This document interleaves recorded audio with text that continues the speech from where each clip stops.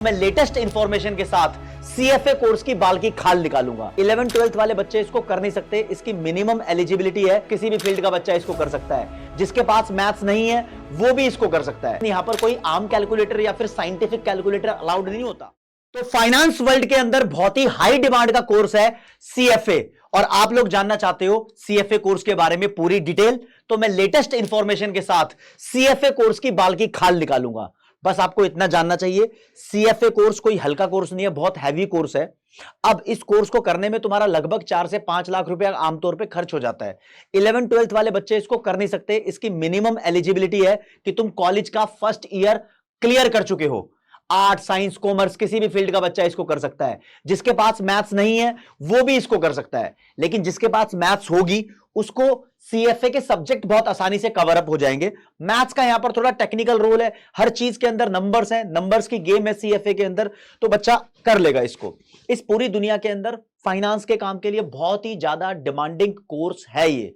हां, जब तुम सीएफए का पेपर देते हो तो यहां पर भी कैलकुलेटर अलाउड होता है, लेकिन यहां पर कोई आम कैलकुलेटर या फिर साइंटिफिक कैलकुलेटर अलाउड नहीं होता। यहां पर मेरे दोस्त दो तरीके के कैलकुलेटर चलते हैं। एक है जी टेक्सास इंस्ट्रूमेंट बीए प्लस, इसके दो वर्जन आते हैं, स्टैंडर्ड और प्रोफेशनल, कोई भी खरीद लो। दूसरा हॉलेट पैकार्ड 12C, ये दिखता पुराना और ट्रेडिशनल टाइप कैलकुलेटर है, लेकिन होता बहुत एडवांस है। ये दोनों ऐसे कैलकुलेटर्स हैं जिसमें फाइनेंस के फंक्शंस होते हैं, एन्युइटी वगैरह या फिर बहुत सारी चीजें आप इसमें कैलकुलेट कर सकते हो। तो सीएफए वाले स्टूडेंट्स के लिए बहुत ही इंपॉर्टेंट कैलकुलेटर है ये। अगर तुम्हें नहीं पता ये कैलकुलेटर कैसे दिखते हैं तो कैलकुलेटर वाली स्पेशल दुकान पे जाकर तुम पूछ सकते हो, या फिर ऑनलाइन इसका नाम देखकर इसके बारे में सर्च कर सकते हो। जब बच्चा सीएफए का पेपर देने के लिए एग्जाम सेंटर के अंदर जाता है तो उसका सबसे पहले कैलकुलेटर चेक किया जाता है। उसके पास अगर इनके अलावा कोई दूसरा कैलकुलेटर होता है तो उसको जब्त कर लेते हैं। और ये वाले कैलकुलेटर लेकर जाओगे तो इसके अंदर भी मेमोरी रीसेट की जाती है, मतलब तुमने कुछ पुरानी कैलकुलेशंस कर रखी हो तो उसको जीरो किया जाता है, तब तुम्हें एग्जाम के अंदर घुसने दिया जाता है। अब भाई एलिजिबिलिटी, पैसा कितना कमाएगा, कहां कहां जॉब रोल है, कैसे सीएफए बनते हैं, हर एक चीज आपको बताऊंगा। बस इतना ध्यान रखो, सीएफए का कोर्स जनरली 2.5 साल से लेकर 4 साल के बीच में कंप्लीट हो जाता है, अगर तुमने सब कुछ सही समय पर कंप्लीट कर लिया, पेपर पास कर लिए तो। अब बच्चे जानना चाहेंगे एक फॉर्मल डिटेल जो सीएफए कोर्स के बारे में है, तो फुल फॉर्म है chartered financial analyst. Certified financial analyst बोलते हैं कुछ लोग, गलत है वो। सही फुल फॉर्म ये है, अमेरिका की एक ऑर्गेनाइजेशन है भाई साहब, सीएफए इंस्टीट्यूट बोलते हैं, वो इसको करवाता है। इसकी वेबसाइट पे जाके आपको इस कोर्स के लिए रजिस्टर करवाना पड़ता है, तब जब आपने अपनी ग्रेजुएशन का 1 साल कंप्लीट कर लिया हो, यानी आप सेकेंड ईयर में पहुंच गए हो। आपके पास एक इंटरनेशनल पासपोर्ट होना जरूरी है, वरना ये कोर्स आपके किसी काम का नहीं है, राइट। पासपोर्ट होना चाहिए। फोकस रहता है भाई साहब इसके अंदर इन्वेस्टमेंट एनालिसिस पे। बहुत बड़ी बड़ी कंपनीज हैं आजकल, उनको इन्वेस्टमेंट का एनालिसिस करना होता है। बहुत बड़े बड़े इन्वेस्टर्स हैं, उनके इन्वेस्टमेंट का एनालिसिस करना होता है, पोर्टफोलियो मैनेज करना होता है, बहुत सारे फाइनेंस के वर्क होते हैं जहां पर इसका रोल होता है। इक्विटी मैनेज करने का भी रोल होता है, राइट। अब कौन कौन इनको हायर करता है, तो बहुत सारे बैंक्स इनको हायर करते हैं, एसेट मैनेजमेंट कंपनीज इनको हायर करती है, private equity, venture capital, investment के लिए रिसर्च और कॉर्पोरेट फाइनेंस ग्लोबली इनको हायर करते हैं भाई। और बहुत सारे फाइनेंशियल इंस्टीट्यूट्स हैं जिसके अंदर सीएफए की जरूरत पड़ती है। सीएफए एक बहुत ही तेज दिमाग वाला फाइनेंस का एक्सपर्ट होता है, इतना मान के चलो, राइट। हाँ, तो कोई बच्चा बोलेगा सर सीए से भी ज्यादा डिमांड है क्या इसकी? देखो भाई, इंटरनेशनली बोलूं तो सीएफए की डिमांड सीए से भी ज्यादा है, लेकिन इंडिया के अंदर आ जाओ, इंडिया के अंदर मुझे पर्सनल लेवल पे लगता है कि CA is the best course. क्योंकि मेरे दोस्त, जो सीए के पास पावर है फाइनेंशियल रिपोर्ट्स को साइन करने की, अप्रूव करने की, वो किसी दूसरे फाइनेंशियल कोर्स वाले के पास पावर नहीं होती, तो सीए के पास पावर है। अब मेरे को ऐसा लगता है कि इस दुनिया के अंदर भाई देखो, कहीं ना कहीं कुछ ना कुछ वॉर चलता रहता है। अब रशिया यूक्रेन, तो इजराइल के भी बहुत वॉर हो चुके हैं। अब ईरान अमेरिका, आपस में कितने सारे वॉर हो चुके हैं, तो कुछ कुछ कंट्री वॉर से थोड़ी सी अफेक्ट हो जाती है। तो वो लोग जो इंडिया छोड़कर गए थे, चाहे वो दुबई गए हो, ईरान गए हो, रशिया गए हो, यूक्रेन गए हो, अमेरिका गए हो, कनाडा के अंदर चाहे वो डिस्क्रिमिनेशन हो रही हो, चाहे वो ऑस्ट्रेलिया गए हो, वहां चले जाते हैं। जब वहां पर लफड़ा होता है तो वो लौटकर वापस इंडिया में आते हैं, और पता चलता है कि इंडिया में ही जो सबसे हाई लेवल का कोर्स था वो सीए था। लेकिन मैं सीएफए कोर्स को क्रिटिसाइज नहीं कर रहा हूं, बस आपको एक बात बता रहा हूं कि सीएफए इंटरनेशनली बहुत ऊंची चीज है, लेकिन इंडिया में जो पावर सीए के पास है वो किसी और के पास नहीं है, राइट। हाँ, लेकिन अच्छा कोर्स है, बहुत अच्छा कोर्स है भाई। अर्निंग पर्सपेक्टिव इसके अंदर बहुत ज्यादा रहते हैं, राइट। आगे चलते हैं। अब मैं आपको एग्जाम का स्ट्रक्चर बता दूं। अगर तुम्हें सीएफए कोर्स लगता है इंटरेस्टिंग है, तुम्हें लगता है कि तुम इसमें मचाओगे, तो इसके 3 लेवल होते हैं, ठीक है। एक लेवल 1, लेवल 2, लेवल 3। जैसे सीए में होता है फाउंडेशन, इंटर, फाइनल, यहां पर नाम नहीं है, ये लेवल 1, लेवल 2, लेवल 3 है। अब इनका फोकस किस पे होता है? जब लेवल 1 में आप पढ़ाई करते हो तो बेसिकली इन्वेस्टमेंट के टूल्स और कॉन्सेप्ट्स आपको समझाए जाते हैं। फिर लेवल 2 पे आप देखते हो एसेट की वैल्यूएशन और एनालिसिस आपको समझाया जाता है, और लेवल 3 पे पोर्टफोलियो और वेल्थ को मैनेज कैसे करना है ये सिखाया जाता है। अब इनका क्वेश्चन पेपर होता है, आपको जब अप्लाई करना होगा, अप्लाई करने के बाद एक एग्जामिनेशन सेंटर अलॉट होता है, ये सीएफए इंस्टीट्यूट अलॉट करता है। उसके बाद आप अपने एग्जामिनेशन सेंटर पे जाते हो जहां पर आपका कंप्यूटर बेस्ड टेस्ट होता है, ऑनलाइन पेपर होता है, और ये पेपर लगभग चलते रहते हैं, आप कभी भी अप्लाई कर सकते हो, ऐसा नहीं है। तो क्वेश्चन टाइप्स जो होते हैं, लेवल 1 पे तो एमसीक्यू क्वेश्चन आएंगे, लेवल 2 पे केस बेस्ड क्वेश्चन आते हैं, आइटम सेट क्वेश्चन आते हैं। ये क्या होते हैं भाई? आइटम सेट का मतलब छोटे केस स्टडीज, ऐसे क्वेश्चन आते हैं। लेवल 3 पे ऐसे टाइप आते हैं, मतलब लिखने वाले क्वेश्चंस आएंगे, आपको यहां पर जमा कराने पड़ेंगे, आइटम सेट भी यहां पर आएंगे। और जो पेपर होता है, लेवल 1 का पेपर एक साल में 4 बार होगा, फरवरी, मई, अगस्त और नवंबर। लेवल 2 का पेपर 3 बार होगा, मई, अगस्त, नवंबर। और लेवल 3 का पेपर 2 बार होगा, फरवरी और अगस्त। लेकिन ये लेवल 1 देने के लिए, लेवल 2 देने के लिए, लेवल 3 देने के लिए बहुत ही अलग तरीके की यहां पर एलिजिबिलिटी क्राइटेरिया को रखा हुआ है, जो कि आपको बहुत अच्छे से जान लेना चाहिए। अगर तुम लेवल 1 का पेपर देना चाहते हो तो पहली बात तो यह है कि आप सेकेंड ईयर के स्टूडेंट होने चाहिए, या फिर जो भी आप ग्रेजुएशन कोर्स कर रहे हो उस ग्रेजुएशन कोर्स के आपके 23 महीने या उससे कम समय बचा होना चाहिए, राइट? हाँ, लेस देन और equal to 23 months from graduation completion पे तुम हो। या फिर दोस्तों अगर आप 12th क्लास के बाद इसको करना चाहते हो तो कर सकते हो। कंडीशन ये है कि आपने 4000 घंटे वर्क एक्सपीरियंस लिया हो एनी फील्ड में। एनी फील्ड मतलब कहीं तुमने काम किया हो जहां पर कॉर्पोरेट इन्वेस्टमेंट का कुछ ना कुछ काम किया हो, प्लस आपके पास एक वैलिड इंटरनेशनल पासपोर्ट होना चाहिए। तब जाके आप लेवल 1 के लिए रजिस्टर करोगे। रजिस्टर करोगे तो फिर पेपर दोगे। पेपर मान लो तुम्हारा फरवरी, मई, अगस्त या नवंबर कभी भी पास हो जाता है। उसके बाद जो भी अटेम्प्ट लग रहा है उसके अंदर लेवल 2 में आप पेपर दो, लेकिन उसकी भी तैयारी करनी पड़ेगी।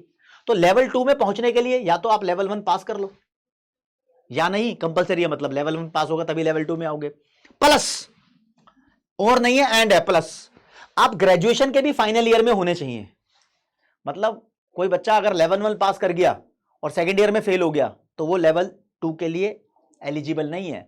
लेवल 1 भी पास हो, आपका सेकेंड ईयर भी क्लियर हो गया हो, राइट? हाँ, या फिर तुम्हारी डिग्री कंप्लीट हो गई हो तो भी अच्छी बात है। उसके बाद दोस्तों लेवल 3 पे आओगे आप, तो आपका लेवल 2 पास होना चाहिए और तुम्हारी ग्रेजुएशन कंप्लीट हो जानी चाहिए। जब ये सब कुछ तुम्हारा हो जाता है, यानी आपने तीनों के तीनों लेवल क्लियर कर लिए होते हैं, तो 4000 घंटे की क्वालिफिकेशन होनी चाहिए आपकी वर्क एक्सपीरियंस की, जहां पर आपने इन्वेस्टमेंट डिसीजन मेकिंग रोल निभाए हो, कॉर्पोरेट वर्ल्ड के अंदर बेसिकली आपने काम किया हो, ऐसा माना जाता है। तीनों लेवल क्लियर करने के बाद सीएफए नहीं बनते। तीनों लेवल क्लियर करे हो और साथ के साथ कहीं ना कहीं तुमने काम किया हो, कहीं ना कहीं तुमने काम किया हो, राइट? हाँ। और उसके बाद आपको सीएफए इंस्टीट्यूट मेंबरशिप का अप्रूवल देगा। जैसे ही आपको मेंबरशिप दे देगा आप कहलाओगे सीएफए चार्टर। हाँ जी, हाँ, बहुत बढ़िया, सीएफए की डिग्री मिल गई है और पूरी दुनिया के अंदर मजे हो जाएंगे। अब पेपर वगैरह क्या होते हैं ये मैं आपको बताता हूं दोस्तों। देखो, लेवल 1 के पेपर, लेवल 2 के पेपर, लेवल 3 के पेपर की लिस्ट बना रखी है। कुल मिला के ये 10 पेपर है। अब ये वीडियो को पोस्ट करके आप पेपर का नाम पढ़ सकते हो, लेकिन ऐसा है यहां पर कुछ पेपर ऐसे हैं जो तीनों लेवल पे आपको देने पड़ते हैं और कुछ पेपर ऐसे हैं जो तीनों लेवल पे नहीं है। जैसे कि मैं आपको बताऊं, यहां पर डैश है, इसका मतलब ये है कि यहां पर जो भी पेपर आता है, मैथ का पेपर क्वांटिटेटिव मेथड्स, और यहां पर जो आता है financial statement analysis, cash flow statement, ratio analysis तुमने पढ़े होंगे, फिर कॉर्पोरेट इशूअर्स, ये 3 है जो आपको फाइनल में नहीं पढ़ने, बाकी हर जगह पढ़ने हैं। लेकिन मेरे दोस्त कुछ ऐसे हैं, जैसे कि बताऊं मैं इकोनॉमिक्स मैं पढ़ाता हूं तो इकोनॉमिक्स के बारे में बताऊंगा। लेवल 1 में इकोनॉमिक्स 6 से 9% की आती है। अब 6% की भी आ सकती है, 7% की, 8% की, 9% की, ये वेटेज है, कितने की भी आ सकती है, ठीक है? लेवल 2 में 5 से 10% है और लेवल 3 में भी ये 5 से 10% है। तो इकोनॉमिक्स तीनों लेवल पे पढ़नी पड़ेगी। उसके अलावा और भी सब्जेक्ट है जो मुझे अच्छा लगता है ज्यादा वेटेज बताने वाला, वो मैं आपको बताता हूं। फिक्स्ड इनकम का एक टॉपिक होता है, अभी तुम्हें नहीं पता होगा। लेवल 1 में 11 से 14%, लेवल 2 में 10 से 15, लेवल 3 में 15 से 20% हो जाता है।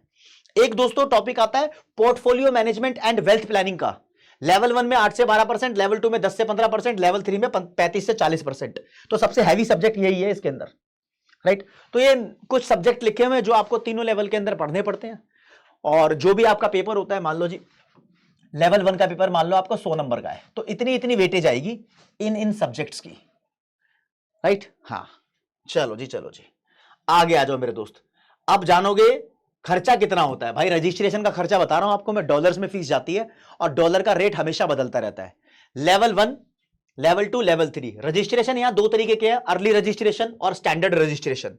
अर्ली रजिस्ट्रेशन का मतलब ऐसा नहीं होता अर्ली बर्ड डिस्काउंट, तो काफी महीने पहले अगर तुम रजिस्टर कर लेते हो डेडलाइन से पहले, वो डेडलाइन चेंज होती रहती है, आपको दिखती रहेगी वेबसाइट पे जाके, तो फीस थोड़ी सस्ती पड़ती है। अगर आप स्टैंडर्ड रजिस्ट्रेशन कर रहे हो, मतलब एग्जाम से जस्ट 3-4 महीने पहले, तो फिर आपको फीस थोड़ी ज्यादा पड़ती है। मैं रुपीस में कैलकुलेट करके बताता हूं, और रिसेंटली जब मैं ये वीडियो बना रहा हूं तो डॉलर 94 रुपीस का हो चुका है। तो मैं आपको यहां पर दिखाऊंगा। भाई लेवल 1 $1140 का होता है, 94 से मल्टीप्लाई करोगे तो 1,07,160। लेवल 2 की भी यही रजिस्ट्रेशन है। लेवल 3 की बढ़ जाती है 1240, इसको भी अगर तुम 94 से मल्टीप्लाई कर दोगे तो 1,16,560 आ गया। तो ओवरऑल 3,30,880 तुम्हारा टोटल रजिस्ट्रेशन का खर्चा है। उसके अलावा कोचिंग फीस अलग होती है। सीएफए वाला हमने यूट्यूब चैनल खोल रखा है, वहां पर ही बड़े जबरदस्त टीचर्स हैं जो आपको पढ़ाते हैं, ठीक है। अब अगर तुम स्टैंडर्ड रजिस्ट्रेशन करते हो, इसको स्टैंडर्ड वर्ड दे दिया, बाकी ये लेट रजिस्ट्रेशन है एक तरीके से, ठीक है। तो यहां पर फीस बढ़ जाती है, $1490 हो जाती है। 94 से मल्टीप्लाई करूंगा 1,40,060। लेवल 2 की भी फीस यही रहती है। लेवल 3 पे ज्यादा 1590 हो जाती है, जिसका अमाउंट ये बनता है, टोटल करके 4,30,000 के आसपास बनता है। फिर वो कोचिंग की फीस अलग अलग ही होती है। सीएफए वाला पे तो थोड़ा ऑनलाइन सिस्टम है तो सस्ता भी है, आसान भी है, ऐसी बात नहीं है। लेवल 1 आसान है, फिर उसके बाद तो कहानी थोड़ी हिसाब किताब बदलती है, ठीक है ना। अच्छा जी, अब बंदा यहां पर, भाई साहब सीएफए का स्कोप क्या देखता है, मतलब तुमने सीएफए अगर कोर्स कर लिया तो तुम इन सभी सेक्टर के अंदर काम कर सकते हो। एसेट मैनेजमेंट में काम कर सकते हो, एसेट्स को मैनेजमेंट करना। एसेट मैनेजमेंट कंपनीज बहुत सारी होती है भाई, बहुत सारे फाइनेंशियल इंस्टीट्यूट्स की होती है, यहां पर उनका पोर्टफोलियो मैनेज करना, रिसर्च एनालिस्ट बनना, फाइनेंशियल एनालिस्ट बनना, ये सब काम कर सकते हो। अब ये काम क्या होते हैं, इस लेवल पे 11वीं 12वीं क्लास का बच्चा अगर इसको देख रहा हो तो उसके समझ में आना बड़ी मुश्किल बात है। कुल मिला के सोचो, पैसों को मैनेज कर रहे हैं। पोर्टफोलियो का मतलब जो एक मनी है, मनी को कहां कहां किस किस एरिया में इन्वेस्ट कर रखा है, कितने के शेयर ले रखे हैं, कितने के डिबेंचर ले रखे हैं, कितने के बॉन्ड ले रखे हैं, कितना गोल्ड में, कितना सिल्वर में, 70 जगह पैसा लगा रखा है, उसको मैनेज करना। इन्वेस्टमेंट बैंकिंग में कर सकते हो, उसकी इक्विटी को एनालिसिस कर सकते हो, इक्विटी मतलब उसके शेयर्स का एनालिसिस। वैल्यूएशन स्पेशलिस्ट बन सकते हो, कंपनी की valuation, market value. Corporate finance में जा सकते हो, फाइनेंशियल एनालिस्ट और उसकी स्ट्रेटेजी बनाने के लिए, कंपनी को मुसीबतों से कैसे बाहर निकल रहा है, कॉम्पिटिटर को कैसे बीट करना है। रिस्क एंड कंप्लायंस फॉलो कराने के लिए कर सकते हो, रिस्क मैनेज करने के लिए। रिस्क मैनेजर एक एक्चुअल साइंस वाला बंदा भी रिस्क मैनेजर होता है, ये भी एक रिस्क मैनेजर का रोल निभा सकता है। कंप्लायंस ऑफिसर बन सकते हो, कंप्लायंस ऑफिसर का मतलब कौन कौन से रूल्स फॉलो करने पड़ते हैं वो सब बताते हो आप। प्राइवेट मार्केट में काम कर सकते हो, private equity, venture capitalist analyst, private wealth adviser, लोगों की इंडिविजुअल वेल्थ को मैनेज कर सकते हो, इंडिविजुअल जो बड़े बड़े लोग होते हैं उनकी वेल्थ को मैनेज कर सकते हो। तो स्कोप की कोई कमी नहीं है, बस आपको यह जानना रहेगा कि हाँ सर इसमें पैसा कितना कमाते हैं। तो पैसा कमाने की अगर बात है दोस्तों, मैं बताता हूं, ऐसा नहीं है कि तुम कोर्स पूरा कर लोगे तभी पैसा कमाओगे। आप लेवल लेवल के हिसाब से पैसे कमा सकते हो। अगर आपने लेवल क्लियर कर लिया पहला, तो 4 से 8 लाख रुपए कमाने की औकात तुम्हारी हो जाती है, फ्रेशर। और बाकी सबकी सैलरी सेम नहीं होती, डिपेंड करता है कि कोर्स करते करते आपने कितनी नॉलेज हासिल करी है। लेवल 2 आपका क्लियर है तो आप 8 से 15 लाख पे पहुंच सकते हो। लेवल 3 भी क्लियर है तो 15 से 40 लाख पे पहुंच सकते हो। ये तो तब है जब तुम क्लियर करके फ्रेशर हो। बाकी फिर तुम्हारे पास जितना एक्सपीरियंस चलता जाएगा, 4-5 साल का एक्सपीरियंस हो गया तो भाई ये चीज करोड़ों में भी जा सकती है। तो पैसा ही एक ऐसा लालच है जो आपको सीएफए कोर्स की तरफ खींचता है। लेकिन सीएफए कोर्स भी एक ऐसा कोर्स है जो पैसा होगा तुम्हारे पास तभी तुम कर पाओगे। ये दो बातें यहां पर मुझे लगती हैं थोड़ी सी बच्चों को पता होनी चाहिए। क्योंकि जब भी तुम कोई कोर्स चूज करते हो ना राज्य, तुम ये तो देखते हो इस कोर्स से रिटर्न ऑन इन्वेस्टमेंट कितना है, मतलब तुम्हें रिटर्न कितना मिलेगा, बेनिफिट कितना मिलेगा। तुम साथ में ये भी चेक करते हो कि इसकी एलिजिबिलिटी क्या है। लेकिन दोस्तों ये भी चेक करना चाहिए कि तुम्हारा पर्सनल लेवल पे खर्चा कितना आएगा, एक्सपेंडिचर कितना आएगा, क्योंकि खर्चा तुम्हें नहीं तुम्हारे पेरेंट्स को देना है। और अगर तुम पेरेंट्स का खर्चा करवाने के लिए तैयार रहते हो तो मेरे दोस्त तुम्हारी डेडिकेशन भी उसी लेवल की होनी चाहिए। समझे इस बात को? उम्मीद करता हूं आप लोगों को मैंने सिंपल तौर पर यह चीज समझाने की कोशिश की है कि सीएफए कोर्स पूरा डिटेल में होता क्या है, और 2.5 से 4 साल के अंदर आप कंप्लीट कर सकते हो। आप मुझे कमेंट सेक्शन में बताओ कि आपका अभी भी कौन सा डाउट बचा हुआ है, या फिर आप किसी और कोर्स के ऊपर वीडियो चाहते हो। जैसे कि सीए कोर्स के ऊपर पूरी कंप्लीट वीडियो अवेलेबल है, एक्चुअल साइंस कोर्स के ऊपर पूरी कंप्लीट वीडियो अवेलेबल है, एसीसीए कोर्स के ऊपर पूरी कंप्लीट वीडियो अवेलेबल है कॉमर्स वाला यूट्यूब चैनल पे। अब सीएफए कोर्स भी आपके पास है, तो बताओ अब आपको क्या चाहिए। ठीक है, थैंक यू सो मच। जय हिंद, जय भारत, नमस्कार, धन्यवाद।